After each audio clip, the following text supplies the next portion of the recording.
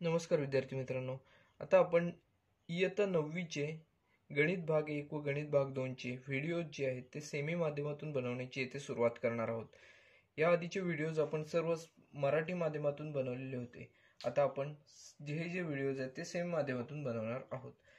यामध्ये बघा, इयत्ता 9वी मध्ये मॅथ्स पार्ट 1 मध्ये पहिले जे युनिट आहे ते सेट्स आहे. आता या सेट्स मधील आपण प्रॅक्टिस सेट 1.1 सोडून पाहणार आहोत. व या युनिट मधील पहिला जो प्रॅक्टिस सेट आहे त्यामधील पहिलाच क्वेश्चन आहे, write the following sets in roster method. आपल्याला पुढे काही सेट्स दिलेले आहेत ते रोस्टर मेथड मध्ये लिहायचे आहेत. बघा, हे पहिला जो आहे ते दिलेला जो पहिलं जे उदाहरण आहे ते set of even natural numbers. आपल्याला माहिती आहे नॅचरल नंबर्स स्टार्ट्स फ्रॉम 1 2 3 4 आणि हे कुठे संपतात ते आपल्याला इथे सांगता येत नाही. हे नॅचरल नंबर्स 1 2 3 पासून स्टार्ट होतात आणि कुठे संपतील हे आपल्याला सांगता येत नाही. त्यामध्ये अजून एक अट दिलेली आहे, एक कंडिशन दिलेली आहे, set of even natural numbers. Even numbers इथे पाहिजे आहेत. मग आता हा जो सेट आहे तो आपण या सेटला नाव देऊया M. M is equal to, बघा, पहिला इव्हन नॅचरल नंबर कोणता आहे तर 2 4 6 8 आणि हे कुठे संपतील ते आपल्याला इथे सांगता येत नाही. पहिलं जे एक्झाम्पल होतं ते आपल्या इथे पूर्णपणे सोडून झालेलं आहे. यामध्ये आपल्याला काय दिलेले होते तर set of even natural numbers. या सेटला आपण एम हे नाव दिलेलं आहे. एम इज इक्वल टू 2 4 6 8 आणि पुढे डॉट डॉट, कारण हे कुठे संपतील ते आपल्याला इथे सांगता येत नाही. आपल्याला इथे नॅचरल नंबर्स कुठून स्टार्ट होतात हे माहिती असणे गरजेचे. नॅचरल नंबर्स 1 2 3 4 पासून स्टार्ट होतात आणि कुठे संपतात हे सांगता येत नाही. त्यापैकी आपल्याला दिलेली कंडिशन काय होती तर इव्हन नॅचरल नंबर्स आपल्याला इथे लिहायचे होते. इव्हन नॅचरल नंबर 2 पासून स्टार्ट होतात, 2 4 6 8 अशा स्वरूपात आपले हे जे पहिले उदाहरण आहे ते इथे सोडून झालेले आहे. बघा, दुसरा जो क्वेश्चन आहे तो आहे दुसरा example, set of even prime numbers from 1 to 50. आता इव्हन प्राईम नंबर्स कोणते असतात ते आपल्याला इथे लक्षात असणे गरजेचे आहे. प्राईम नंबर्स ते असतात की ज्या नंबर्सना 1 आणि ती स्वतः संख्या अशा दोनच संख्यांनी भाग जातात अशा संख्या, म्हणजेच त्या डिव्हिजिबल कशाने असतात तर 1 आणि ती स्वतः संख्या यांनीच फक्त ते डिव्हिजिबल असतात. अशा संख्या आपल्याला इथे माहिती असतात. बघा, या संख्या कोणकोणत्या आहेत 1 to 50 पर्यंतच्या 2 3 5 7 11 13 17 19, म्हणजेच ह्या ज्या संख्या आहेत, हे जे डिजिट्स आहेत, हे जे फिगर्स आहेत, हे नंबर्स आहेत, त्यांना फक्त 1 आणि ती स्वतः डिजिट यांनीच फक्त भाग जातो. म्हणजे या दोनच संख्यांनी त्या डिव्हिजिबल असतात. म्हणजे या संख्यांना आपण काय म्हणतो तर प्राईम नंबर्स म्हणतो.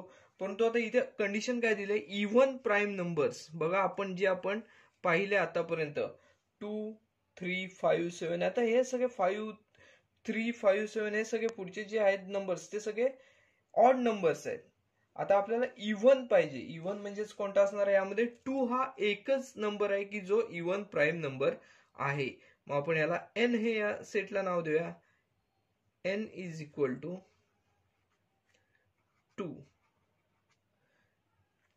N is equal to 2. आपण एन न देता येते ए हे नाव देऊया. एन हे नाव नॅचरल सेट साठी येथे दिले जाते, त्यामुळे आपण ए हे नाव देऊया.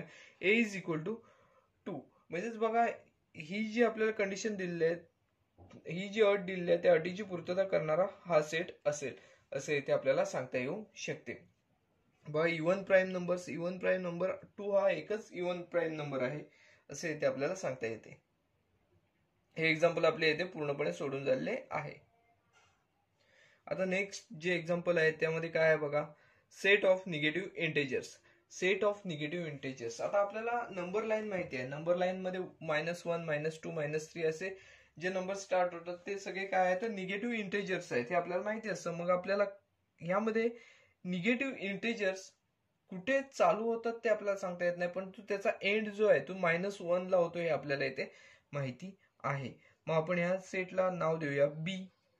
बी इज इक्वल टू, बघा, हे कुठून स्टार्ट होतं ते आपल्याला सांगता येत नाही, कारण बघा, हे जे नंबर्स असतात ह्या नंबरच्या डाव्या बाजूचे जे नंबर्स असतात, आता आपण इथे -3 घेऊया. -3, -2, -1 इथपर्यंत हे नंबर असतात. बघा हे जे नंबर आहेत ते ह्या बाजूला इकडे वाढत जातात, म्हणजेच लेफ्ट साईडला वाढत जातात. आपण पॉझिटिव्ह नंबर्स जे असतात ते सगळे राईट साईडला पुढे वाढत जातात. त्यामुळे आपण काय म्हणू शकतो, पुढे कुठे संपतील हे सांगता येत नाही. परंतु इथे हे जे आहेत ते कुठे सुरू होतात ते आपल्याला इथे सांगता येत नाहीत, कारण ह्याच्या आधीचे जे नंबर्स असतात ते ह्याच्यापेक्षा पुढच्या नंबर्स पेक्षा लहान असणार. म्हणजे -3च्या अगोदर इकडे नंतर इथे कोणता असणार, -4 असणार आहे. -4 हा -3 पेक्षा लहान नंबर आहे. म्हणजे इकडे आपल्याला त्यांचा एंड कुठे होईल हे ते सांगता येत नाही. बघा अशा स्वरूपात हे जे पहिले 3 जे एक्झाम्पल आहेत ती इथे आपली पूर्णपणे सोडून झालेली आहे. त्यानंतर आपण एक्झाम्पल नंबर 4 कडे वळणार आहोत. एक्झाम्पल नंबर 4 बघा काय आहे, 7 basic sounds of sargam, that is सूर. आता आपल्याला 7 सूर लिहायचे आहेत. बघा 7 सूर कोणकोणते आहेत, तर सा, रे, ग, म, प. हे जे सूर आहेत, सा, रे, ग, म, प, ध आणि शेवटचा नी, हे जे सूर आहेत ते येते सगळे सूर आहेत ते सरगम मधले सूर आहेत, हे आपल्याला माहिती आहेत. मग येथे आपल्याला ते लिहावे लागणार आहेत. बघा या सेटला आपण येथे नाव देऊया टी इज इक्वल टू, पहिला जो सूर आहे तो सरगम मधला सा आहे, सा. त्यानंतर रे, त्यानंतर ग,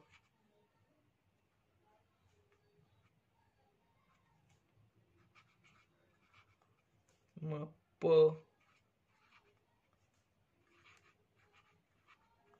ध, नी. अशा स्वरूपात हे जे 7 सूर आहेत ते येथे आहेत असे आपल्याला इथे म्हणता येऊ शकते. बघा किती सूर आहेत, तर 1 2 3 4 5 6 7, टोटल 7 यामध्ये सूर आहेत असे इथे आपल्याला म्हणता येऊ शकते. हा जो सेट होता तो काय होता, 7 basic sounds of sargam, that is सूर. बघा आपल्याला यावरून आपल्याला टी, या सेटला आपण नाव दिलेलं आहे T. T is equal to सा, रे, ग, म, प, ध, नी. अशा स्वरूपात हा जो सेट आहे तो इथे आपण लिहिलेला आहे. बघा हे जे सेट्स होते हे सगळे सेट्स आपल्याला रोस्टर मेथडने लिहायचे होते. रोस्टर मेथडने आपण हे जे सेट्स आहेत ते सगळे लिहिलेले आहेत. त्यामध्ये पहिला इव्हन नॅचरल नंबर्स लिहायचे होते. इव्हन नॅचरल नंबरच्या सेटला आपण एम हे नाव दिलेलं आहे. आपण सेटला कोणतेही नाव देऊ शकतो, त्यापैकी या सेटला आपण एम हे नाव दिलेलं आहे. यामध्ये 2 4 6 8 हे आलेले, हे नंबर्स आलेले इथे दिसून येतात. त्यानंतर बघा दुसरा जो होता set of even prime numbers, even prime numbers from 1 to 50. आपल्याला माहिती आहे 1 to 50 म्हणा किंवा किती आपण डिजिट जरी घेतले तरी त्यामध्ये इव्हन प्राईम नंबर 2 हा एकच आहे. त्यामुळे आपण या सेटला ए हे नाव दिलेलं आहे, ए इज इक्वल टू 2. त्यानंतर सेट ऑफ निगेटिव्ह इंटेजर्स, हा जो सेट आहे त्याला आपण बी हे नाव दिलेलं आहे. आणि आपण हा जो सेट आहे तो -3 -2 -1 अशा स्वरूपात घेतलेला आहे. इकडे आपण आधी डॉट डॉट घेतलेला आहे, ते विसरून येथे चालणार नाही. पुढचा जो सेट होता तो येथे 7 basic sounds of sargam, that is आपण याला आपण नाव दिलेलं आहे T. T is equal to सा, रे, ग, म, प, ध, नी. अशा स्वरूपात हा जो सेट आहे तोही आपण येथे लिहिलेले आहे. तेथे सगळे जे सेट्स आहेत ते आपण येथे रोस्टर मेथडने लिहिलेले आहेत. व नेक्स्ट क्वेश्चन आहे, write the following symbolic statements in words. आपल्याला इथे काही सिम्बॉलिक स्टेटमेंट्स दिलेले आहेत ते आपल्याला वर्ड्स मध्ये लिहायचे आहेत. बघा हे जे आहे इज इलेमेंट ऑफ साठी इथे आपल्याला हे जे हा जो सिम्बॉल आहे तो इथे दिला जातो, इज इलेमेंट ऑफ. आपल्याला याचं जे वाचन आहे ते कसं करता येईल, तर 4/3 is element of Q. 4/3 is element of Q असं इथे म्हणता येऊ शकतं. मग आपण याचं वर्ड्स मध्ये लिहिणार आहोत. 4/3 is an element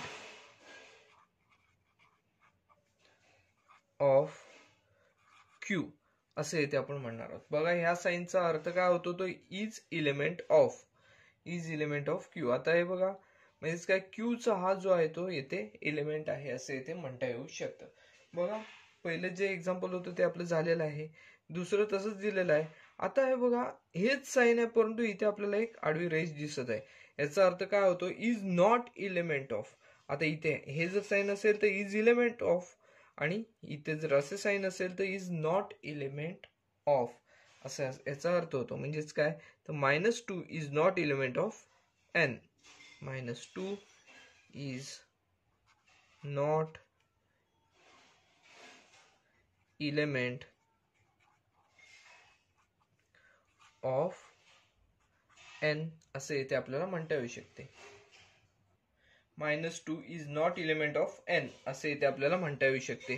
बघा हे जे एक्झाम्पल आहे ते इथे आपलं सोडून झालेले आहे. याच्यामध्ये बघा आपण सिम्बॉल जे आहेत ते कशासाठी वापरले जातात ते आपल्याला इथे लक्षात असणे गरजेचे आहे. म्हणजे बघा हे जर साईन असेल तर इज एन एलिमेंट ऑफ, आणि असे जर साईन असेल हेच साईन आहे परंतु याच्यावर एक आडवी रेष दिसत आहे आपल्याला, त्याला आपण काय म्हणतो, is not an element of. बघा एन चा हा एलिमेंट नाहीये असे आपण येथे म्हणणार आहोत. त्याचबरोबर क्यू चा हा जो एलिमेंट आहे असे येथे म्हणणार आहोत. बघा ही जी पहिली 2 एक्झाम्पल होती दुसऱ्या क्वेश्चन मधली ती येथे पूर्णपणे आपली सोडून झालेली आहेत. थर्ड एक्झाम्पल आहे ते असेच प्रकारे दिलेले आहे, P is equal to P such that P is an odd number. आता बघा हे जे आहे ते आपल्याला वर्ड्स मध्ये लिहायचे आहे. आता हे वर्ड्स मध्ये लिहित असताना बघा आपल्याला अशा स्वरूपात लिहिता येईल, सेट पी हा आपल्याला दिलेला आहे आणि याच्यामध्ये येणारे जे घटक असणार आहेत ते कोणकोणते असणार आहेत ते आपल्याला सांगता येऊ शकतात. Set P is a set of all odd numbers. यामध्ये सगळे जे ऑड नंबर्स आहेत ते या सेट मध्ये येणार आहेत. म्हणून आपण असे म्हणणार आहोत, set P is a set of, set P हा जो सेट पी आहे तो is a set of all odd numbers. व यामध्ये हे जे आहे ते सगळे P such that P is an odd number, म्हणजेच काय सेट मध्ये जे घटक येणार आहेत सगळे ते ऑड नंबर्स असणार आहेत. म्हणजेच हा जो सेट आहे कॅपिटल पी हा ऑड नंबर्सचा सेट आहे असे आपल्याला इथे म्हणता येऊ शकते. म्हणून आपण या सेटसाठी काय म्हटलेलं आहे तर set P is a set of all odd numbers. हा जो क्वेश्चन होता तो आपला इथे पूर्णपणे सोडून झालेला आहे. याच्यामध्ये बघा आपल्याला 3 क्वेश्चन दिले होते दुसऱ्या क्वेश्चन मध्ये. ते आपल्याला वर्ड्स मध्ये स्टेटमेंट्स लिहायची होती. पहिलं आपण लिहिलं 4/3 इज एलिमेंट ऑफ क्यू, त्यानंतर -2 is not element of N. या सायन्स नुसार आपण ते लिहिलेलं आहे. त्यानंतर आपल्याला येथे एक रूल मेथड मध्ये सेट दिलेला होता. आता तो सेट जो आहे तो आपण इथे वर्ड स्टेटमेंट मध्ये लिहिलेला आहे. Set P is a set of all odd numbers. अशा स्वरूपात जो पहिला आणि दुसरा प्रश्न आहे तो आपला इथे पूर्णपणे सोडून झालेला आहे. आता जो क्वेश्चन नंबर 3 आहे तो आपण इथे सोडवणार आहोत. बघा, write any 2 sets by listing method and by rule method.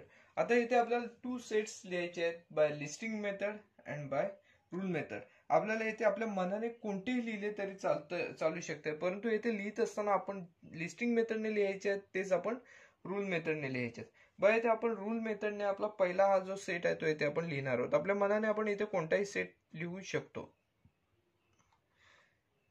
पहिला सेट आहे तो आपण ए हा सेट इथे घेतलेला आहे. ए हा सेट आपण असा घेणार आहोत, Y such that Y is a number whose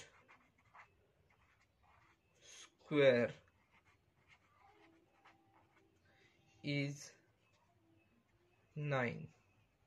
बघा आपण इथे आपल्या मनाने इथे कोणताही सेट घेतला तरी चालू शकतो. आपण इथे हा सेट घेतलेला आहे, Y such that Y is a number Y is a number whose square is 9.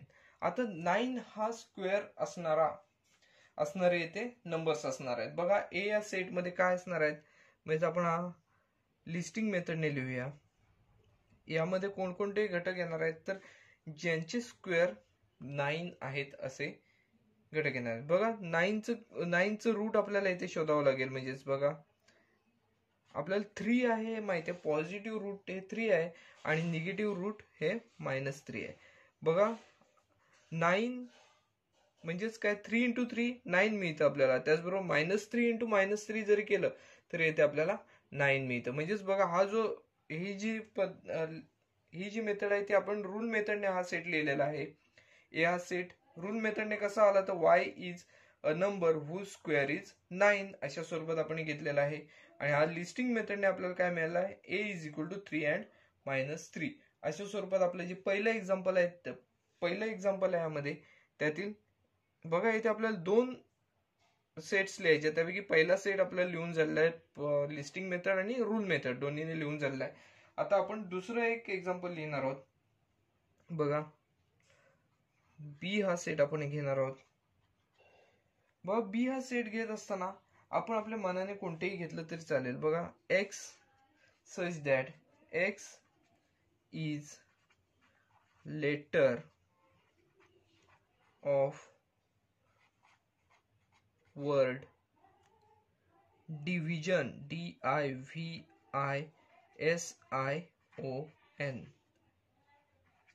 बघा आपण हे काय घेतलेलं आहे, हा आपण रूल मेथडने घेतलेला आहे. हा जो सेट आहे तो B is equal to X such that X is letter of word division.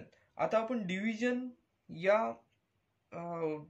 हा जो वर्ड आहे याच्यातील सगळी लेटर्स जी आहेत ती या बी या सेट मध्ये आहेत असं आपण येथे म्हणणार आहोत. मग त्यानुसार आपण हा जो सेट आहे तोच आपण येथे लिस्टिंग मेथडने लिहिणार आहोत. लिस्टिंग मेथडने लिहित असताना आपण काय करायचे आहे, तर कोणताही घटक परत परत आला नाही पाहिजे, कोणत्याही सेटमध्ये एखादा घटक डबल आला नाही पाहिजे याची आपण येथे काळजी घ्यायची आहे.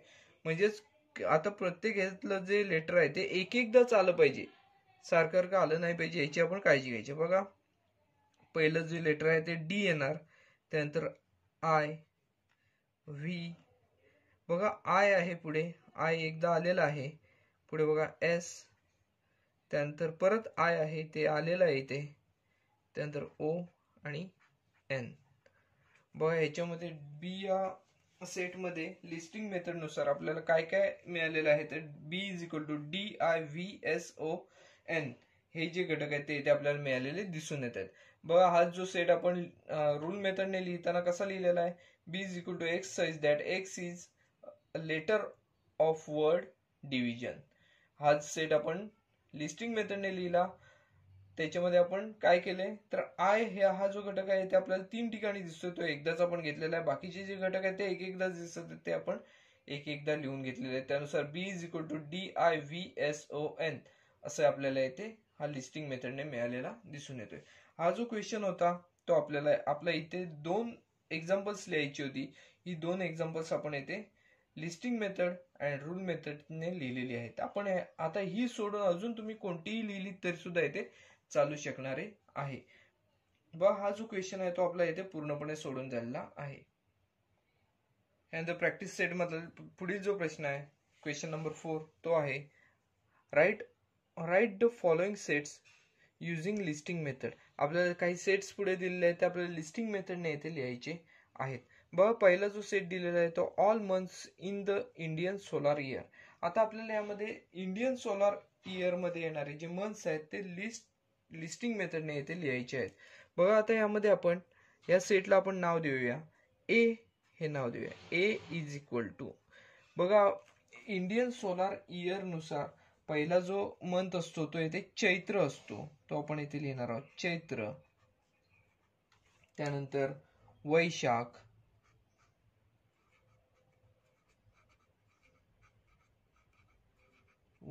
त्यानंतर ज्येष्ठ,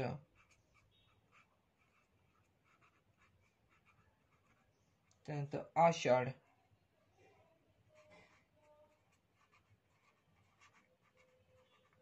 त्यानंतर श्रावण,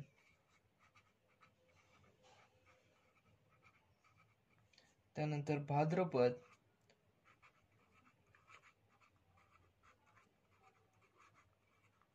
त्यानंतर आश्विन,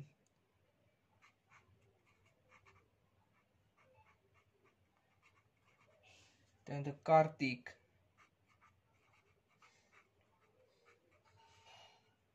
मार्गशीर्ष,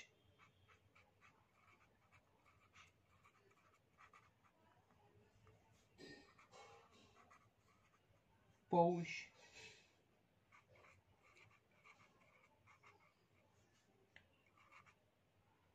त्यानंतर आषाढ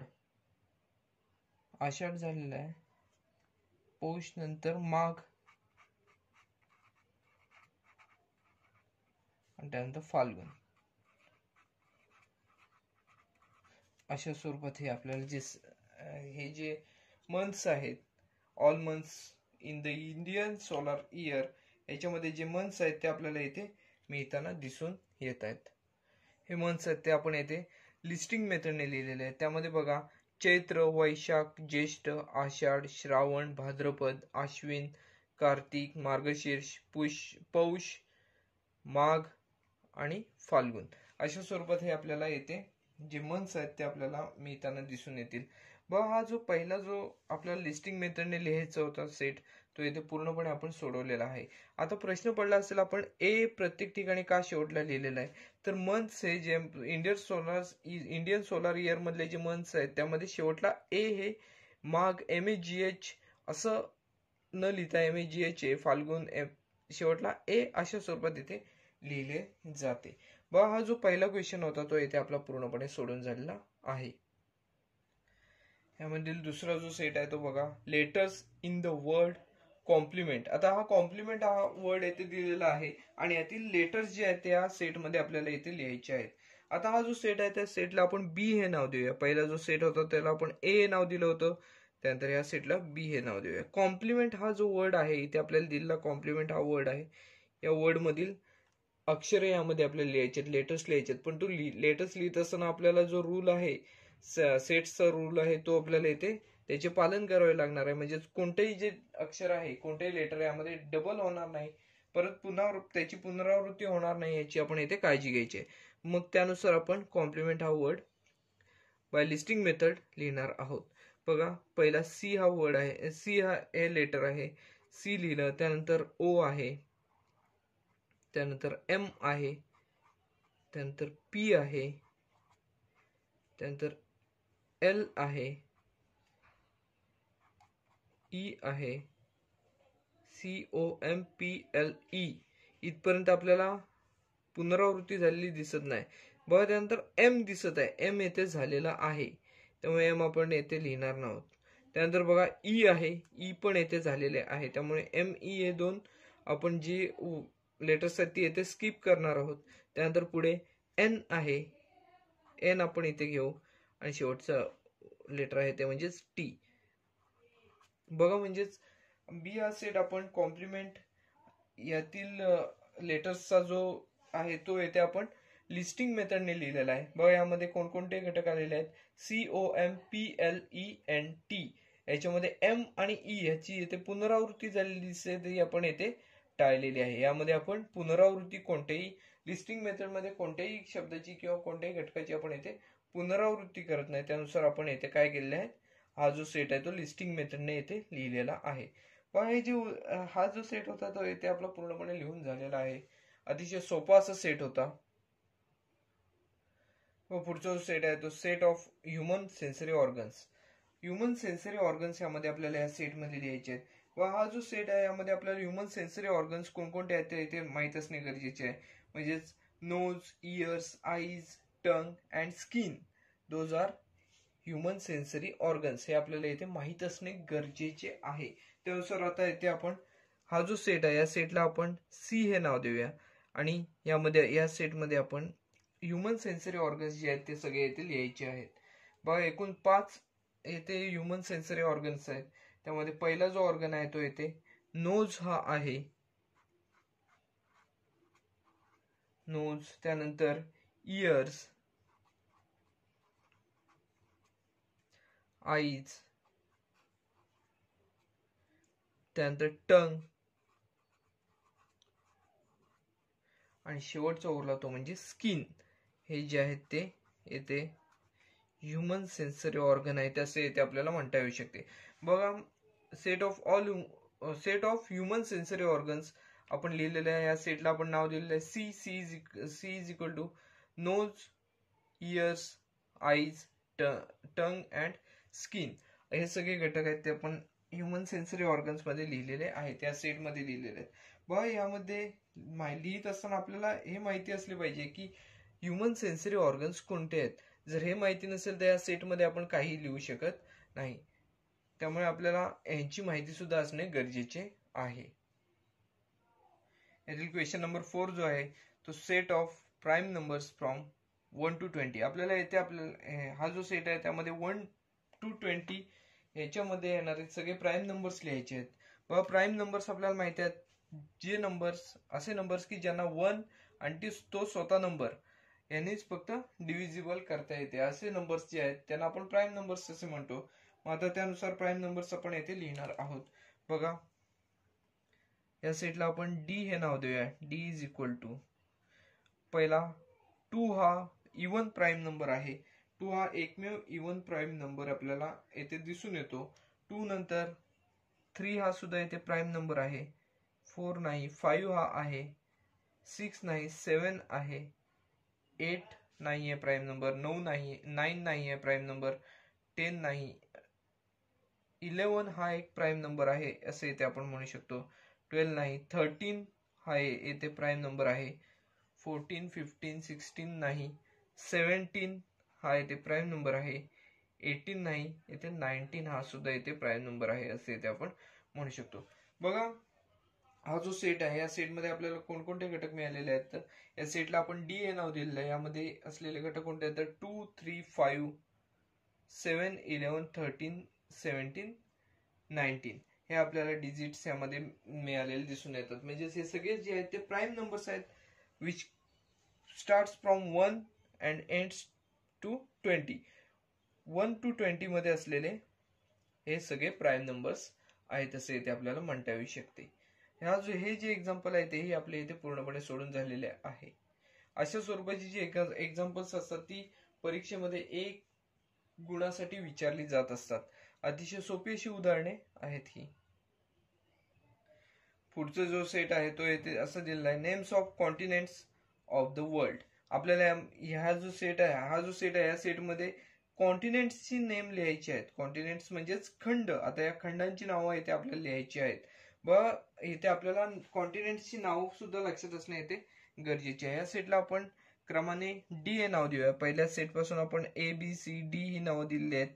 या सेटला ई हे नाव दिलं तर बघा हा जो सेट आहे आपण आपल्या कॉन्टिनेंट पासून स्टार्ट करूया. एशिया, त्यानंतर आफ्रिका, नॉर्थ अमेरिका,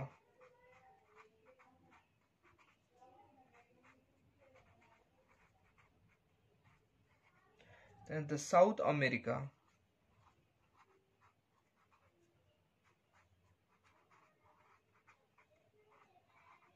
त्यानंतर अंटार्क्टिका,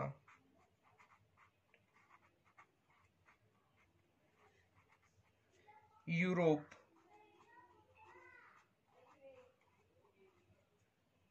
ऑस्ट्रेलिया.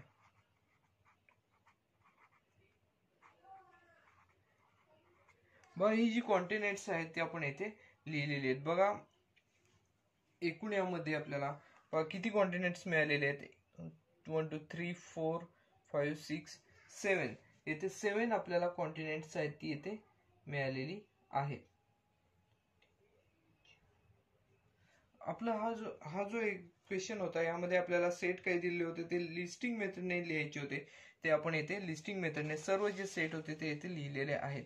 व याच्यामध्ये पहिला जो क्वेश्चन होता त्यामध्ये आपल्याला all months in Indian solar year मधले जे आपल्याला मंथ्स आहेत ते आपल्याला लिहायचे होते. ते आपण येथे लिहिलेले आहेत. चैत्र, वैशाख, ज्येष्ठ, आषाढ, श्रावण, भाद्रपद, अश्विन, कार्तिक, मार्गशीर्ष, पौष, माघ अँड लास्ट इज फाल्गुन अशा स्वरूपात इथे लिहिलेले आहेत. बघा इथे आपल्याला दुसरा जो क्वेश्चन होता त्यात कॉम्प्लिमेंट मधले वर्ड्स लिहायचे. या कॉम्प्लिमेंटच्या वर्ड मधील इथे लेटर्स लिहायची होती. आता ही लेटर्स लिहित असताना कोणत्याही घटकाची पुनरावृत्ती होणार नाही याची आपण इथे काळजी घेतलेली आहे. आणि ME हे जे 2 घटक आहेत ते आपले इथे पुनरावृत्ती झालेली याच्यामध्ये दिसून येते ती आपण इथे केलेली नाहीये. तसंच बघा इथे आपल्याला ह्युमन सेन्सरी ऑर्गन्स लिहायचे होते. ह्युमन सेन्सरी ऑर्गन्स कोणकोणते आहेत nose, ears, eyes, tongue and skin हे येथे लिहिलेले आहेत. त्याचबरोबर बघा 1 to 20 पर्यंतचे आपल्याला येथे प्राईम नंबर्स लिहायचे होते. प्राईम नंबर्स आपण येथे लिहून काढलेले आहेत. And last one is continents of the world. आपण इथे कॉन्टिनेंट्स सगळी येथे लिहून काढलेले. बघा हा जो क्वेश्चन आहे तोही आपला इथे पूर्णपणे सोडून झालेला आहे. यानंतर एक शेवटचा जो क्वेश्चन आहे तो उरलेला आहे बघा. याच्यामध्ये आपण काय केलेलं आहे तर आपल्याला सेट्स दिले होते त्याचे आपण लिस्टिंग मेथड मध्ये रूपांतरण केलेलं होतं. आता आपल्याला काय करायचं आहे तर लिस्टिंग मेथड मध्ये दिलेलं आहे त्याचं आपल्याला रूल मेथड मध्ये येते रूपांतरण करायचे आहे. तर तो क्वेश्चन आता आपण सुरू करणार आहोत. पुढील जे एक्झाम्पल आहे ते काय आहे question, right the following sets using rule method. आपल्याला जो दिलेला आहे सेट तो येथे लिस्टिंग मेथडने दिलेला आहे. यामध्ये बघा a is equal to 1 4 9 16 25 36 49 64 81 and 100 हे आपल्याला दिलेले आहेत. ए या सेट मधील घटक दिलेले आहेत. त्याचे आपल्याला रूल मेथड मध्ये आपल्याला कन्व्हर्जन करायचं आहे. आता रूल मेथड मध्ये कन्व्हर्जन करत असताना आपल्याला ह्यामध्ये जो रूल आहे काय आहे यामध्ये ते आपल्याला इथे शोधून काढावं लागतं. बघा आपण जर निरीक्षण केलं तर इथे आपल्याला 1 to 10 नंबर्स पर्यंतचे स्क्वेअर नंबर्स दिसत आहेत. 1 to 10 नंबरचे स्क्वेअर दिसत आहेत. बघा 1 चा स्क्वेअर 1, 2 चा स्क्वेअर 4, 3 चा स्क्वेअर 9, 4 चा स्क्वेअर 16, 5 चा स्क्वेअर 25, 6 चा स्क्वेअर 36, 7 चा स्क्वेअर 49, 8 चा स्क्वेअर 64, 9 चा स्क्वेअर 81 आणि 10 चा स्क्वेअर 100 अशा स्वरूपात आपल्याला हे नंबर्स दिसत आहेत. मग हे जे आहे त्याच्यामध्ये रूल कोणता आहे, those are numbers from 1 to 10. आता इथे आपल्याला असं म्हणता येऊ शकतं those are squares of numbers 1 to 10. 1 पासून 10 पर्यंतचे येथे आपल्याला स्क्वेअर्स आहेत असे येथे आपल्याला दिसून येते. मग त्यानुसार इथे आपण हा जो सेट आहे तो आपण रूल मेथडने लिहित असताना कसा लिहिणार आहोत, a is equal to x such that x is equal to n square. बघा n स्क्वेअर म्हणजेच काय, हे जे नंबर्स आहेत ते सगळे स्क्वेअर नंबर्स आहेत असे आपल्याला म्हणता येऊ शकते. त्याचबरोबर काय आहे, हा जो n आहे तो कॅपिटल N म्हणजे नॅचरल नंबर्सचा एलिमेंट आहे. n is element of natural numbers.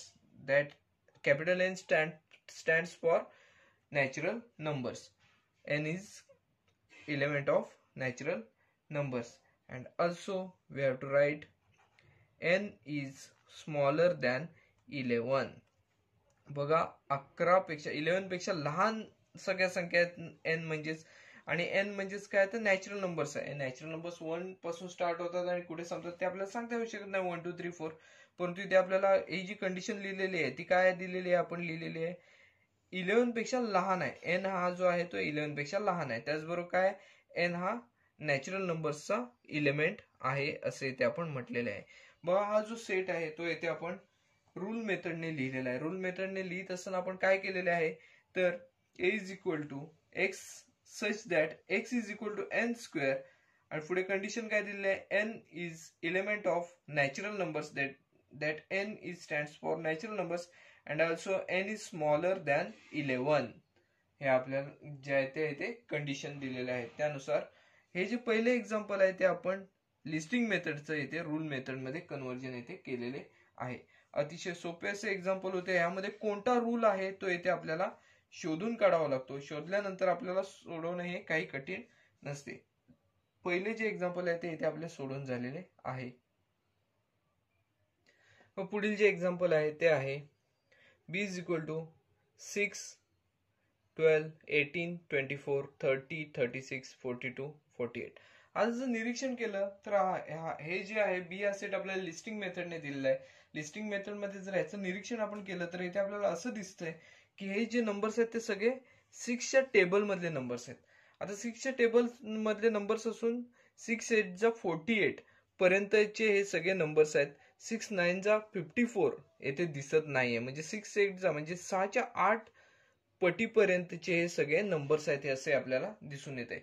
मग हा जो बी हा सेट आहे तो आपल्याला येथे असा लिहिता येऊ शकतो, B is equal to X such that X is equal to 6n. बघा इथे 6n का घेतलेले आहे तर हे सगळे जे नंबर्स आहेत ते 6च्या पटी दिले आहेत, 6च्या पटी दिला आहे ते आपल्याला असे दिसून येते. त्यानंतर n हा जो आहे तो कॅपिटल N चा एलिमेंट आहे. म्हणजेच काय तर n is element of natural numbers, that capital N stands for natural numbers. And after that बघा n म्हणजेच काय किती पटीपर्यंत आहेत तर 6 8 48 म्हणजे 6च्या 8व्या पटीपर्यंतचे जे नंबर्स आहेत ते सगळे इथे दिलेले आहेत. त्यानंतर आपल्याला असे म्हणावे लागेल n इज स्मॉलर दॅन 9. म्हणजेच काय n म्हणजेच काय n ची किंमत 8 पर्यंतच आपण घेऊ शकतो. म्हणजेच हे जे नंबर्स आहेत ते 6च्या 8व्या पटीपर्यंत आहेत. 6 8 48 पर्यंत आहेत असे इथे आपल्याला म्हणता येऊ शकते. त्यानुसार आपल्याला हा जो सेट आहे तो आपण इथे रूल मेथडने लिहिलेला आहे. व रूल मेथडने लिहित असताना काही कठीण नाही, आपल्याला फक्त इथे रूल कोणता आहे तो इथे शोधून काढावा लागतो. काही कठीण नसते, सोपे असते. फक्त बघा हे जे आहेत ते सगळे नंबर्स आपण इथे काय रूल शोधलेला आहे, हे सगळे नंबर्स जे आहेत ते 6च्या टेबल मधले आहेत. हा आपण इथे रूल शोधलेला आहे. या रूल नुसार आपण काय म्हटलं तर बी या सेट मध्ये आपण x such that x is equal to 6n म्हणजेच n हा जो नंबर आहे तो येथे आपल्याला 8व्या पटीपर्यंत आहे ते आपण पुढे लिहिलेले आहे, परंतु 6च्या पटीत आहे ते सगळे. त्यानंतर n is an element of capital N, that is natural numbers. After that n is smaller than 9. अशा स्वरूपात आपण इथे काही कंडिशन्स लिहिलेल्या आहेत आणि त्यानुसार हे जे एक्झाम्पल आहे तेही आपल्या इथे पूर्णपणे सोडून झालेले आहे. हे आपल्याला लिस्टिंग मेथड मध्ये दिलेले होते, त्याचे आपण रूल मेथड मध्ये कन्व्हर्जन केलेले आहे व अतिशय सोपे असे एक्झाम्पल होते. पुढचे जे एक्झाम्पल आहे त्यामध्ये बघा सी हा सेट दिलेला आहे. C is equal to SMILE हे येथे लेटर्स दिलेले आहेत. यानुसार हा सेट दिलेला आहे. बघा जर आपण हा रूल मेथड मध्ये याचं जर कन्व्हर्जन करायचं म्हटलं तर आपल्याला इथे हा वर्ड जो आहे इथे वर्डच तयार झालेला दिसतोय. SMILE ह्याचा आपण स्पेल काय करू शकतो तर स्माइल हा याचा उच्चार होतो असे आपल्याला दिसून येते. म्हणजेच हे जे आहेत हे लेटर्स स्माइल या वर्ड मधले आहेत असे इथे आपण म्हणू शकतो. बघा असे जर म्हटले तर इथे आपल्याला हा जो सेट आहे तो आपल्याला असा म्हणता येऊ शकतो C is equal to x such that x is later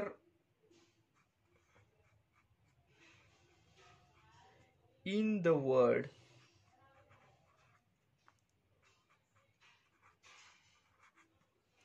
smile. व इथे आपल्याला कॅपिटल सगळे दिले आहेत म्हटल्यावर इथे कॅपिटलच वर्ड लिहावे लागणार आहेत.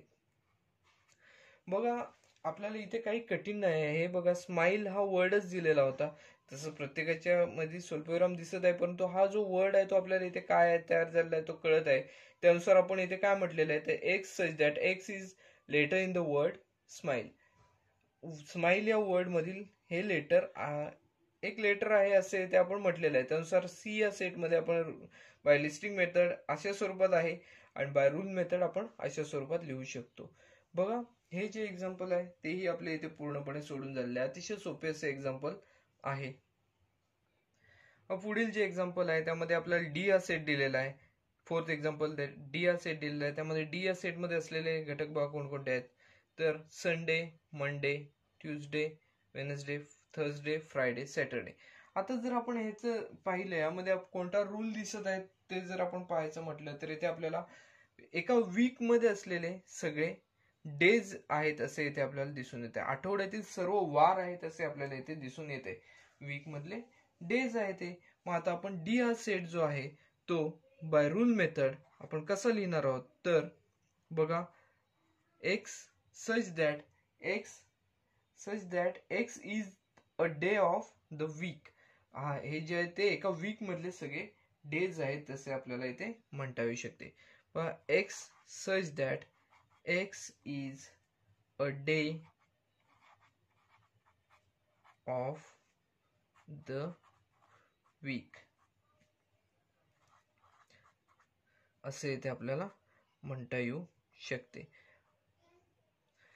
X is the day of a week असे इथे आपल्याला म्हणता येऊ शकते. त्यानुसार बघा हा जो सेट आहे तो आपण इथे रूल मेथडने इथे लिहिलेला आहे. डी हा सेट आपल्याला इथे लिस्टिंग मेथडने दिलेला होता, तो आपण रूल मेथडने लिहिलेला आहे. काही कठीण नसतं, ह्याच्यामध्ये फक्त कोणता रूल आहे तो इथे आपल्याला शोधून काढायचा असतो. बघा इथे आपण पहिल्या एक्झाम्पल पासून पाहिले तर आपण कोणता रूल याच्यामध्ये आहे तो येथे आपण शोधलेला आहे. आपण पुढचं एक्झाम्पल झालं की पहिल्या एक्झाम्पल पासून परत एकदा चर्चा करूया. बघा अतिशय सोपी अशी उदाहरणे आहेत. आता या प्रॅक्टिस सेट मधले लास्ट एक्झाम्पल उरलेले आहे ते आपण येथे सोडवूया. प्रॅक्टिस सेट मधील लास्ट जे एक्झाम्पल आहे ते बघा. X is equal to AET. आपल्याला हे 3 वर्ड्स येथे दिले, 3 लेटर्स येथे दिलेले आहेत. आता या 3 लेटर्स पासून कोणता वर्ड तयार होतो का ते येथे पाहिजे आहे. बघा जर आपण पाहिलं TEA, हा एक आपल्याला वर्ड मिळताना दिसून येतो. टी म्हणजेच काय, चहा. TEA हा येथे वर्ड मिळताना दिसून येतो. त्याचबरोबर EAT हा सुद्धा येथे वर्ड मिळताना दिसून येतोय. बघा आपण आता लिस्टिंग मेथडचं येथे रूल मेथड मध्ये कन्व्हर्जन करत असताना काय करायचं आहे तर बघा एक्स इज इक्वल टू, येथे आपल्याला कोणते वर्ड मिळालेले आहेत त्यापैकी आपण दोन पैकी कोणताही एक वर्ड वापरला तरी चालू शकतो. TEA म्हणजेच टी हा वर्ड मिळेल. त्याचबरोबर EAT हे बघ, ह्यामध्ये क्रम जो दिलेला आहे क्रमाला काही महत्व नसतं. आपण कोणत्याही क्रमाने घेतलं तरी सुद्धा इथे चालू शकतं. त्यानुसार आपण EAT म्हणजे ईट हा एक वर्ड आपण यापासून मिळवू शकतो. त्याचबरोबर TEA म्हणजेच टी हा एक वर्ड यापासून आपण मिळवू शकतो. बघा हा जो सेट आहे यामध्ये आपण असे लिहिणार आहोत की X is equal to X such that X is a letter, X is a letter in the word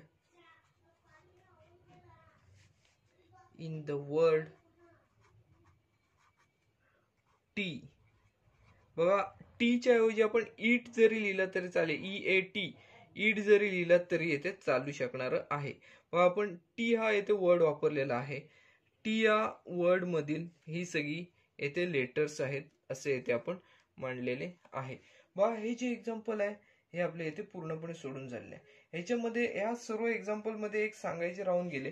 आपण प्रत्येक ठिकाणी एक्स सच दॅट घेतलं, इथे पण एक्स सच दॅट घेतलं, इथे एक्स सच दॅट घेतलं, सगळ्या ठिकाणी एक्स सच दॅट घेतलं. त्याच्याऐवजी तुम्ही येथे घेत असताना वाय सच दॅट वाय असं जरी घेतलं तरी चालेल, झेड सच दॅट झेड असं घेतलं तरी सुद्धा चालेल. इथे वर्ड कोणता घ्यावा ह्याला काही महत्व नाही. आपण इथे प्रत्येक एक्झाम्पल मध्ये एक सच दॅट आपलं सोडत असताना अनावधानाने घेतलेलं आहे. तर तुम्ही येथे कोणताही वर्ड घेऊन हे उदाहरण, ही जी एक्झाम्पल्स आहेत ती येथे सोडवू शकता. बघा हा जो क्वेश्चन होता या क्वेश्चन मध्ये आपण पहिल्यापासून 5व्या क्वेश्चन पर्यंत जी एक्झाम्पल सोडवली त्याच्याविषयी परत एकदा आपण चर्चा करूया. बघा यामध्ये आपण काय केलेले आहे तर पहिल्यामध्ये बघा आपल्याला लिस्टिंग मेथडने एक सेट दिलेला होता. याच्यामध्ये कोणता रूल आहे तो आपण येथे शोधून काढला. कोणता रूल आहे तर हे जे नंबर्स आहेत ते स्क्वेअर नंबर्स आहेत. 1 to 10 पर्यंतच्या नंबरचे स्क्वेअर्स आहेत सगळे.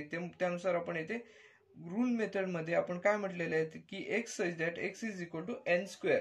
हे सगळे स्क्वेअर नंबर्स आहेत. पण एन म्हणजेच काय आहे तर एन हा कॅपिटल एन म्हणजे नॅचरल नंबर्सचा इलेमेंट आहे असे इथे म्हटलेलं आहे. त्याचबरोबर 11 पेक्षा लहान आहे. एन इज स्मॉलर दॅन 11 म्हणजे smaller than 11 natural number, the number which is smaller than 11 that is 10 म्हणजे 10 पर्यंतचे हे सगळे नंबर्सचे स्क्वेअर्स आहेत असे आपण इथे म्हणू शकतो.